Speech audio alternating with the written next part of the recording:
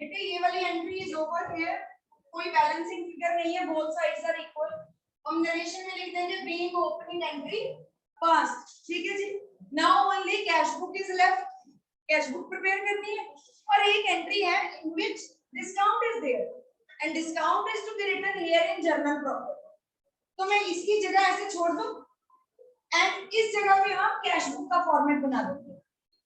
इसको कर दो इरेज, आपने नोट कर लिया all of you, okay. So let's prepare a double column cash book, आप अपनी नोटबुक पे करिए double column cash book and then उसकी एक एंट्री जो यहाँ पे भी आने वाली है, सो हम लिखेंगे।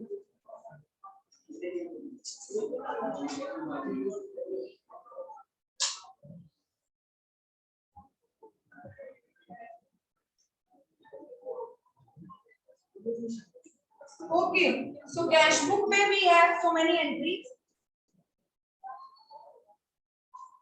We have to prepare a double column cash book. ठीक है जी? With cash balance, bank balance. Two columns are to be prepared.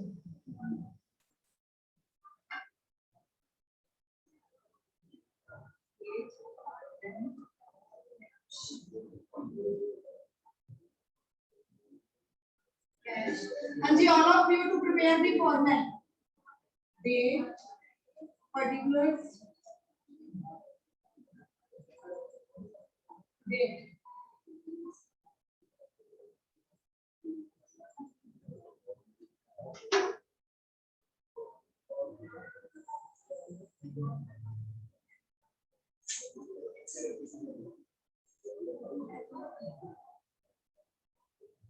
करें बेटे कंटिन्यू इसको।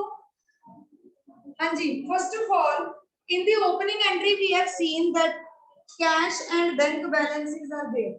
कर लें बात, तो cash and bank both balances are 1st March to balance brought down. How much? 15,400, 82,500. ठीक है जी। Next entry cash sales March 1st to sales how much 2000 done. Paid salaries by cheque, purchase machinery by cheque 5000, by machinery salaries 2750, buy salaries,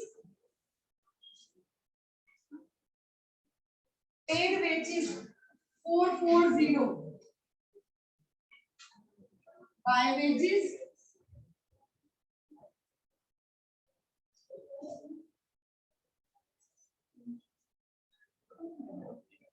440.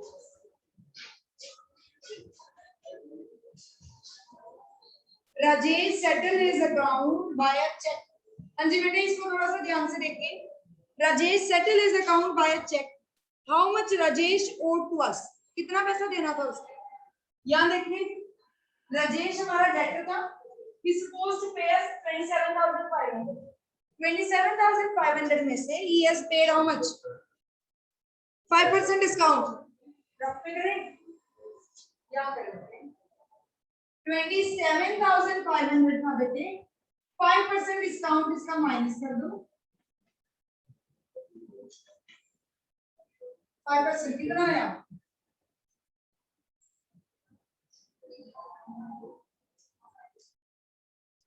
1375. It is 1375. तो payment कितनी की होगी उसने? Minus करके देखिए।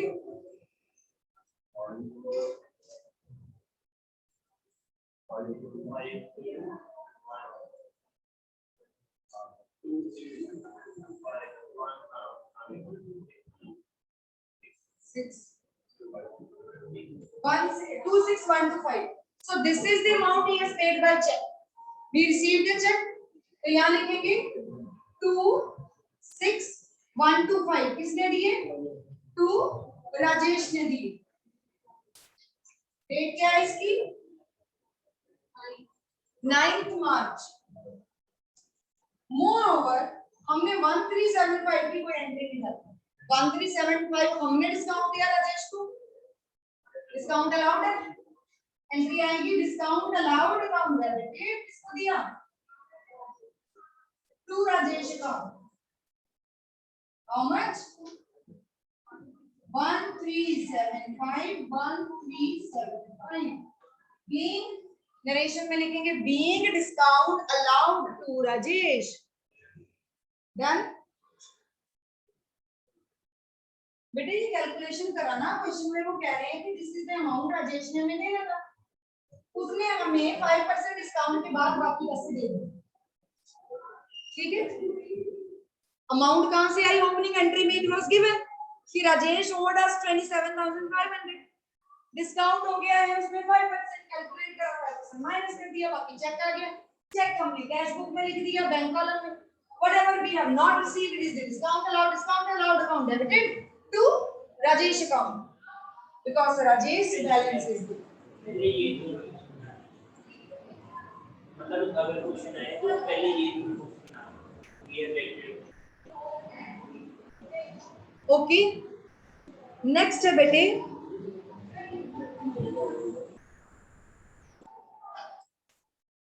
Basically we have prepared according to the board कि space के accordingly मैंने वैसे बनाया कि तीनों बुक्स एक साइड आ गई और जनरल पर।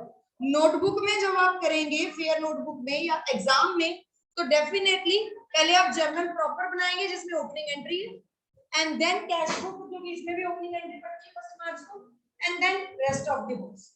ठीक है, नेक्स्ट एंट्री देखिए बेटे, which entry is next one? 18 March, paid to Rao in full settlement 18,000. How much we owe to Rao? 19 to 50. हमने उसको चेक दिया, कैश दिया? चेक। तो हमने 18,000 का चेक दिया बेटे, यहाँ तो 18,000 आ जाएगा, बाय राव आ जाएगा और बाकी कहाँ गया? 18 मार्च, बाकी कितने बचे? Discount, how much? How much is the discount?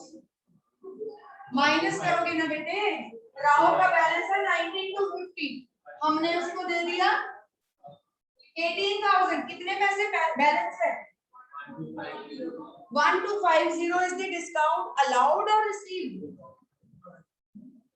It is the amount received in the form of discount। बच्चे फिर बाहर हो जाते हैं।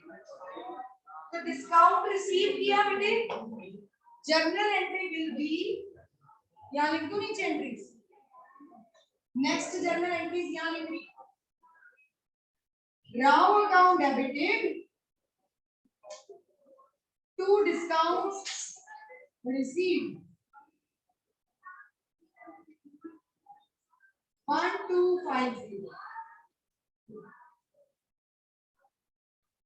Done? Next entry, took loan from Bank of Baroda 50,000, loan मिला तो बैंक में पैसे आए होंगे 50,000, लिख देंगे टू लोन। डेट हमारी क्या है? 20th March। नेक्स्ट एंट्री बेटे, for personal use some money is being withdrawn from the bank। Personal use के लिए पैसा निकालो, ड्राइंग्स है 2500, तो यहाँ पे निकाल देंगे 2500 from bank on the name of drawings, by drawings 2500 is being withdrawn. Done? Clear? Next, bought goods हो गया, paid corporation tax by cheque, how much? 1155 by corporation tax. ठीक है, कंपनी को टैक्स पड़ा है, वी हैव पेड को 22 मार्च 25 मार्च, corporation tax ही लिखो 27th। Okay, next cash sales and paid into bank. Next entry बेटे, डेट है हमारे पास 30th मार्च, कैश सेल हुई, पैसा बैंक में डाला हमने, तो डायरेक्टली बैंक में लिखिए 4000 टू सेल्स अकाउंट 28 तक। ओके, डाउट है कोई तो आप पूछिए। कैश सेल, अभी मेरे को एक बच्चा पूछ रहा था मैम कैश सेल है तो बैंक में कैसे होगी? कैश सेल मतलब कैश है, so it doesn't matter, cash sale means not on credit, it may be through cheque, it may be through cash, ठीक है, both are cash only. Next last entry जो हम पहले भी कर चुके हैं, all cash in hand with the exception of 825 is to be paid in the bank। तो क्या करना है इसमें, हमने कैश कॉलम को टोटल करना है, ओनली कैश कॉलम, और 825 हमने बैलेंस कैरी डाउन रखना है। टोटल करिए 825 हमने रखना है by balance carry down cash में। करिए और बताइए how much is the balance.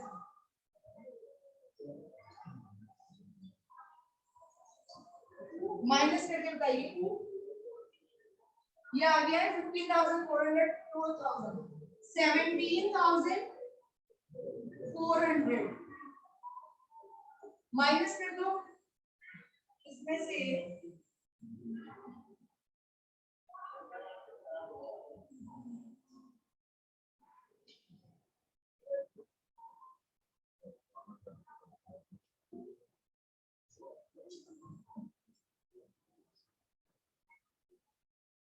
15,135 नहीं है, कर ही नहीं रहे calculation, because I am going to appear in +1 commerce accountancy exam, है ना, you are not going to appear, I am going to solve questions over their calculation and give it to you। बेटे ये answer है लिख लो, because you don't have time to plus minus करने के लिए, addition subtraction भी नहीं करते हैं। 15,135 is contra entry will be there by bank account, और यहाँ बैंक में आ गया 15,135, टोटल करें to cash contra entry 31st March. Bank का बैलेंस आपको निकालिए, +3 -3, calculate the balance and tell मी।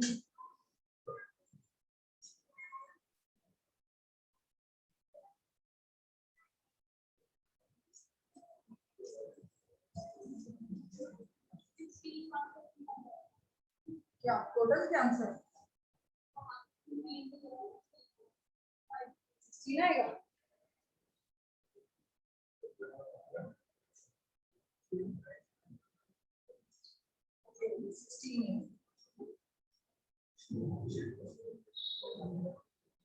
करिए इसका टोटल और बताइए कितना आ रहा है।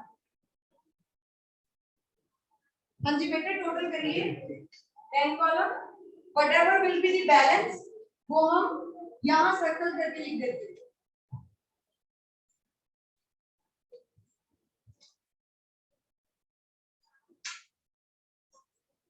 Calculate and let me know. हाँ जी बेटे यहाँ पे हमारा टोटल आया है 178,760 ये टोटल है, और बैलेंसिंग फिगर हमारी आई है 1,355। टोटल हम दोनों साइड सेम लिखते हैं, which ever is the highest value 178,760। बेटे you all are studying in CBSE and CBSE doesn't allow you to use calculators, digital watch, calculators, mobile phones, they are not allowed inside the examination hall, so you are required to do the practice of calculation। ये plus ही है, this is only addition। Nursery में जब आपने 1 2 सीखा उसके बाद LKG UKG से start हो गया एडिशन करना, 1 digit addition, 2 digit, 3 digit, 4 digit, 10th तक आपको प्लस माइनस बहुत आसान लगता था, अब आप उसमें भी गलती कर रहे हैं। थोड़ा सा ध्यान से बेटे आपने करना है अपना calculation, plus minus multiply division, ये 2-3 चीजें तो हैं सारे अकाउंट्स में, कोई लॉगरिथम तो आपको कराना नहीं हमने, ठीक है बेटे, इट इज डन। सारी एंट्रीज को लेजर अकाउंट में पोस्ट करना, you all know already, yesterday I have told you, total of sales book will go to sales account, total of purchase book will go to purchase account, sales return to sales return account. Now cash book में बेटे देखो balance brought down तो आ ही चुका general profit, यहाँ देखिए एक बार board की तरफ, सेल्स अकाउंट में 2000 कहाँ जाएगा लेजर में, सेल्स अकाउंट, राजेश के अकाउंट में, लोन का लोन केस, तो जितने भी नेम यहाँ पे हैं, सेल, कैश, लोन, इन सब का separate ledger account form up करके उसमें एंट्रीज पोस्ट करते जाएंगे। क्लियर है? सिवाय कैश और बैंक अकाउंट के, that we have already prepared. Cash and bank का लेजर नहीं बनाना, rest all the ledger accounts will prepare और post the entries. Cross entry Rao यहाँ पे क्रेडिट होगा, वहां डेबिट होगा, accordingly you will pass the entries. और जनरल प्रॉपर्टी ये जितनी भी एंट्रीज हैं सबके अकाउंट बना के सब में बैलेंस ब्रॉट डाउन करके आप डाल दो, ठीक है। डिस्काउंट के दो डिस्काउंट है, अलाउड और रिसीव्ड, इसके भी अलग-अलग लेजर बना के you will post it in the ledger accounts. This is your homework for this question. You will prepare all ledger accounts and prepare a trial balance at least once. एक question तो किया हो, आपको confidence होना चाहिए कि हमें आ गया है ये टॉपिक, ठीक है। एक होमवर्क क्लियर हो गया। Subsidiary books I have prepare, ledger and trial balance you will do on your own, आपको कल बताया था कैसे करना। नंबर 1, नंबर 2, इसके नेक्स्ट 2 क्वेश्चन है बुक में। श्री कैलाश चंद मिल गया और एक है राम ऑफ कोलकाता मिल गया। ये 2 क्वेश्चन के आपने सब्सिडरी बनानी है सिर्फ, all subsidiary books, no ledger और trial balance. Clear? Ledger and trial balance only for one question that we have already done in the class. इसका ledger trial balance कर लेंगे? Yes or no? बेटे this is what is being required. ये आपकी knowledge है, ये आपको knowledge के लिए कराया जा रहा है। पेपर पॉइंट ऑफ व्यू से मत सोचो, हमेशा मार्क्स के पॉइंट ऑफ व्यू से पढ़ोगे तब मार्क्स के लिए रह जाओगे, नॉलेज नहीं गेन कर पाओगे। बट आई वांट आपको नॉलेज होनी चाहिए, ठीक है। You should know the concept. +2 class में अभी एग्जांपल देती हूँ, बोर्ड एग्जाम में देयर आर सम टॉपिक्स जिसके सिर्फ जर्नल ही होते हैं, लेजर नहीं हम कराते। अब सीबीएसई कई बार ऐसा भी सीबीएसई ने किया, 1 ईयर एक चैप्टर था उसका सिर्फ जर्नल ही था, और that was of extreme another level, difficult वाला क्वेश्चन। उसका जर्नल इतना डिफिकल्ट होता है, बच्चे बड़ी मुश्किल से वो करते हैं। सीबीएसई ने ऑल टुगेदर उसके लेजर पूछ लिए। अब बच्चे को लगे ये तो आउट ऑफ सिलेबस है, व्हाट इज दिस, इसके लेजर अकाउंट हमने तो कभी ये सुना भी नहीं, हमने तो इसका जर्नल इतनी मुश्किल से सीखा, इसके एंट्रीज नहीं आती, कैलकुलेशन बहुत कुछ होता है। तो बच्चों ने वो क्वेश्चन का वो पार्ट छोड़ दिया। बेसिकली वहां चाहिए क्या था, वहां नर्वस नहीं होना था, हाइपर नहीं होना था। बच्चों ने थोड़ा सा सोचते तो याद आ जाता कि +1 में किया था कि जर्नल को लेजर में कैसे डालते, तो हो जाता। It was so easy. Problem being हम मेंटली एक चीज को लेके फिक्स हो जाते हैं। फॉर एग्जाम्पल, मैं एग्जाम्पल देती हूँ आपको, अकाउंटिंग इक्वेशन आती है, अगर आपको कोई बोले कि उस अकाउंटिंग इक्वेशन की लेजर बनाओ, आपको भी लगे ये तो आउट ऑफ सिलेबस है, ये तो कभी कराया ही नहीं, ये तो कभी सुना ही नहीं, मुश्किल है। अकाउंटिंग इक्वेशन से पहले जर्नल बना दो, जर्नल से फिर लेजर बना दो। थोड़ा सा सोचना है। आप कहीं भी किसी भी पर्टिकुलर टाइप की सिचुएशन में you are suppose to think only. जैसे आगे एक डेप्रिसिएशन का चैप्टर आएगा, हमारे सिलेबस में सिर्फ और सिर्फ डेप्रिसिएशन की लेजर्स हैं, जर्नल नहीं है। अब मान लो एग्जाम में जर्नल आ जाए, तो लेजर है तो जर्नल नहीं आ सकता आपको। This is what is called as learning, this is what we want you to learn. We don't want you to study for marks, paper में ये आता है, ये सिलेबस में है, इतना ही पढ़ना, एक्स्ट्रा नहीं पढ़ना। I always want you to understand the concept which is required, मतलब अभी समझ आ जाए। जैसे 2 क्वेश्चन हमने यहाँ पे स्किप की, why? Because वो क्वेश्चन हम वहां करेंगे जहां हम वो कॉन्सेप्ट समझेंगे। क्लियर? होमवर्क क्लियर है बेटे आपको? हाँ जी बेटे, 1 more question I want you all to prepare. Only 2 books are to be prepared here. Question number 13 मेरी बुक में है, देखिए एक बार, prepare return inward and return outward books of Manoj Mumbai, मिल गया सबको? हेडिंग में लिखा है return inward and return outward. One question, 2 books are to be prepared only, inward and outward returns. Prepare it right now. We still have some time. Start preparing it right now. And let me know कि in case मतलब आपको difficult तो नहीं लग रहा है, please start preparing. आपने अपनी फेयर नोटबुक पे sales book, purchase book, sale return, purchase return, cash book already हो गया, जर्नल प्रॉपर क्वेश्चन आपको करवा दिया.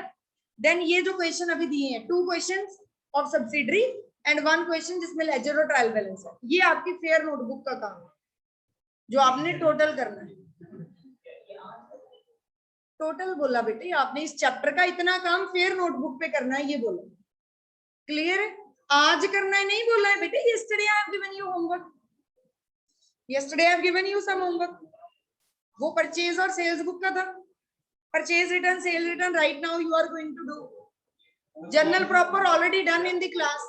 Only 2 questions I have left given you that you are supposed to do. जो मैंने आपको बताया नेक्स्ट वाले 2, only 2 questions. अभी करिए, ये टाइम वेस्ट नहीं करिए. मनोज वाला क्वेश्चन करना है अभी. Start preparing return inward and return outward book.